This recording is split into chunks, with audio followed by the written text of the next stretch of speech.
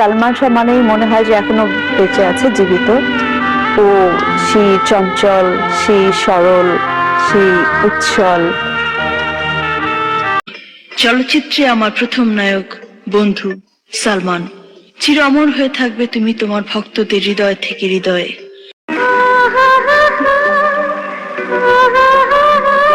এসির মেকআপ রুমে একটি হৃদয় ভাঙা অবিশ্বাস্য খবর আসতে পারে।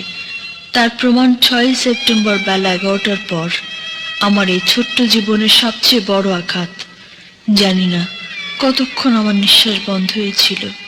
যখন হঠাৎ শ্বাস ফিরে এলো, তখন জানলাম আমাদের, আপনাদের সবার মনের মণিকোঠার নায়ক সালমান শাহ অভিমান করেছে।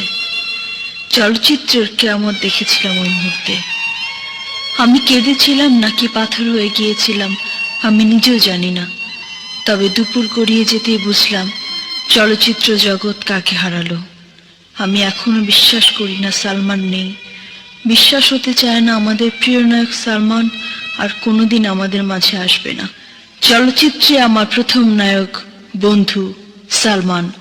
চির অমর হয়ে থাকবে তুমি তোমার ভক্তদের হৃদয় থেকে হৃদয়ে। 6 সেপ্টেম্বর বিকেলে এফডিসিতে ছুটে গিয়েছিলাম সবার সাথে আমার প্রথম নায়ক সালমান শাহকে শেষ শ্রদ্ধা জানাতে। দেখলাম প্রাণবন্ত বন্ধুটি আমাদের সাদা কাফনে ঢাকা চিরঘুমে শায়িত রয়েছে। মুহূর্তের মধ্যে বুক ভাঙা কান্নায় সালমানের সাথে অভিনয়ের কত স্মৃতি মনে পড়ে গেল। ভক্তপ্রাণ কতটুকু ব্যথা পেলে প্রিয় নায়কের জন্য জীবন দিতে পারে। দুটি তরুণী সালমান পাগলিনী জীবন দিয়ে প্রমাণ করে গেছে প্রাণপ্রিয় নায়ক সালমানের প্রতি তাদের ভালোবাসা। আমি মৌসুমী, নায়ক সালমানের প্রথম নায়িকা। নায়িকা মৌসুমীর প্রথম নায়ক সালমান শাহ।